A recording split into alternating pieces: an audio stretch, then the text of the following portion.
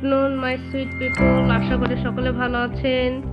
আল্লাহর অশেষ রহমতে আমিও মোটামুটি ভালো আছি, সুস্থ আছি। তো আজকে আমরা একটা নিউ আইটেম নিয়ে এসেছি, সেটা হচ্ছে ফুচকা আলুর একটা রেসিপি, আর হচ্ছে 2 ধরনের টক।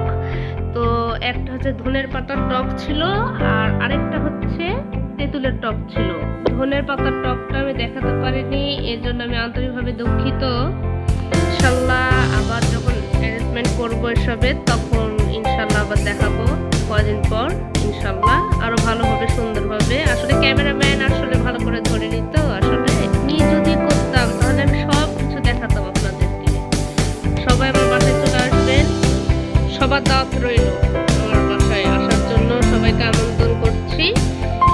আরো নতুন নতুন ভিডিও পেতে সবাই আমার পেজে লাইক এবং সাবস্ক্রাইব করুন।